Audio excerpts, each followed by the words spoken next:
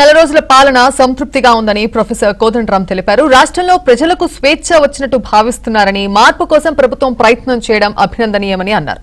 చట్టసభలోకి వెళ్తే తన role play చేస్తానని చెప్తున్న కోదండరాంతో మా ప్రతినిధి సిద్ధార్థ్ ఫేస్ టు ఫేస్.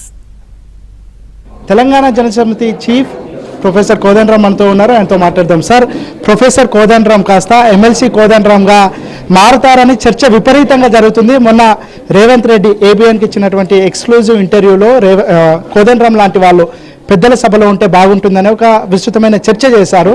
అసలు మీకు కాంగ్రెస్ పార్టీ ఇచ్చినటువంటి అష్యూరెన్స్ కానీ డైలాగ్ కానీ ఏదైనా మొదలు పెట్టిందా?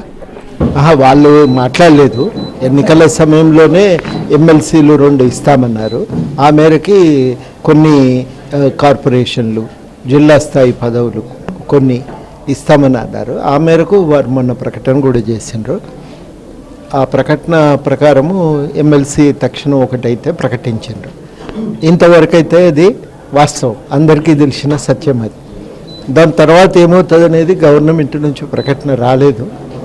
అదేదన్నా వచ్చేదాకా మనం ఇంకా ఎదురు చూడవలసిందే. కోదండరాం లాంటి వాళ్ళు వస్తే అర్థవంతమైన చర్చలు జరుగుతాయి, తెలంగాణ సమాజానికి ఉపయోగపడే చర్చలు జరుగుతాయని రేవంత్ రెడ్డి చెప్పారు. అసలు మీ ఎక్స్పెక్టేషన్స్ ఏంటి? ఒకవేళ మీకు ఎమ్మెల్సీ ఇస్తారని దాదాపు కన్ఫర్మేషన్ అయినట్టే కనిపిస్తూ ఉంది. ఒకవేళ మీరు చట్టసభలోకి వస్తే మీ పాత్ర ఏ విధంగా ఉండబోతుంది? అంతే కదా, ఇప్పుడు ప్రజల నుంచి రోజు అనేక సమస్యలు వస్తూ ఉంటాయి మన దృష్టికి.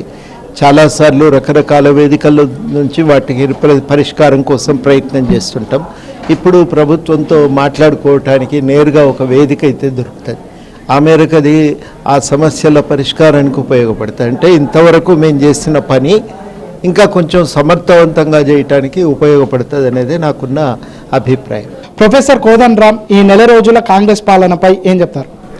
బాగానే ఉందనుకుంటున్నా. నేను బాగానే ఉందనుకోవటానికి కారణం లేకపోలేదు. ఇంతకుముందు గవర్నమెంట్ చాలా నియంతృత్వ పోకడలు ప్రదర్శించింది. ఇష్టానుసారంగా అధికారాన్ని చెలాయించిండ్రు. వాళ్ళు విచ్చలవిడిగా వాళ్ళ అధికార నిధులను దుర్వినియోగం చేసిండ్రు. అవన్నీ పోయినాయి కదా. ఒక బాధ్యతగా వ్యవహరించాలి. ప్రజలు వచ్చి ఏదన్నా చెప్పుకుంటే వినాలి. తర్వాత ఇవాళ ఉన్న పరిస్థితుల్లో ఈ నిధుల దుర్వినియోగం పైన వాస్తవాలను ప్రజల ముందు పెట్టాలి. ఇంకా రాష్ట్ర ఆర్థిక పరిస్థితి పునరుద్ధరణ కోసం పూనుకోవాలి అని తాము హామీ ఇచ్చిన విషయాలపైన ఒక చర్యల కోసం వాళ్ళు కదులుతున్నారు. ఇవన్నీ కూడా మంచి సంకేతాలే. అందుకని కేవలం ఏదో మద్దతు ఇచ్చినాం కాబట్టి నేను సమర్థించటం లేదు. జరుగుతున్న పనిని చూసి, పని విధానం చూసి, అన్నిటికంటే మించి ఒక ప్రజలు ఒక మానసికంగా తమ మీద ఒక ఒత్తిడి అయితే పోయింది. ఇప్పుడు మనం స్వేచ్ఛగా ఉన్నామనే భావనలో ఉన్నారు. అది నా దృష్టిలో ఒక మంచి పరిణామం. కాబట్టి ఈ పాలన అయితే బాగుంది నా దృష్టిలో. టీఎస్పీఎస్సీ సభ్యులు చైర్మన్ రాజీనామాను కూడా ఆమోదించారు. ప్రభుత్వం కూడా 4-5 రోజులలో కొత్త బోర్డును ఏర్పాటు చేయాలని ప్రభుత్వం భావిస్తూ ఉంది. ఎట్లా ఉండాలి? ఒక పారదర్శకమైన బోర్డు ఉండాలంటే ప్రభుత్వం తీసుకోవాల్సినటువంటి జాగ్రత్తలు ఏంటి? చాలా పరీక్షలు వాళ్ళ ద్వారానే జరుగుతాయి కాబట్టి వాళ్ళు సరిగ్గా ఉంటే అప్పుడు ప్రభుత్వానికి మంచిది. ప్రజలకు కూడా ఏంటంటే తమ మీద ఒక తమకు ఏదో న్యాయం జరగలేదు, నష్టం జరిగింది అనే అభిప్రాయం కూడా పోతుంది.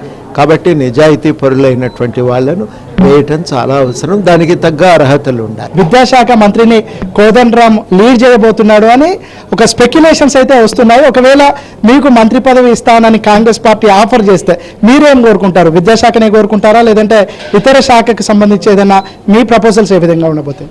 ప్రతి చర్చ మీద మనం కామెంట్ చేయాలా వద్దది? అది వాళ్ళు ఏమన్నా అన్న రోజు అప్పుడు ఆలోచిద్దాం. సో మొత్తానికి అయితే కాన్ఫిడెంట్గా ఉన్నారు, ఎమ్మెల్సీగా తీసుకుంటారు, మంత్రి పదవిలోకి తీసుకుంటారు. అవన్నీ ఇక నేను వాళ్ళు ఒకటి ఎమ్మెల్సీ అనేది ప్రకటించారు, అది వాస్తవం, అది చేస్తారు. ఇక అది వారు దాని గురించి మనము నిర్దిష్టంగా చెప్పొచ్చు. మిగతాదంతా ఊహాగానం కదా, వాటిపై మాట్లాడితే ఏం బాగుంటుంది? ఇది మొత్తానికైతే నెల రోజుల పాలన చాలా సంతృప్తిగా ఉంది. ముఖ్యంగా ప్రజలు స్వేచ్ఛగా ఫీల్ అవుతున్నారని కోదండరాం చెప్తా ఉన్నారు. వీడియో జర్నలిస్ట్ రెడ్డితో సిద్ధార్థ, ఏబిఎన్ ఆంధ్రజ్యోతి, హైదరాబాద్.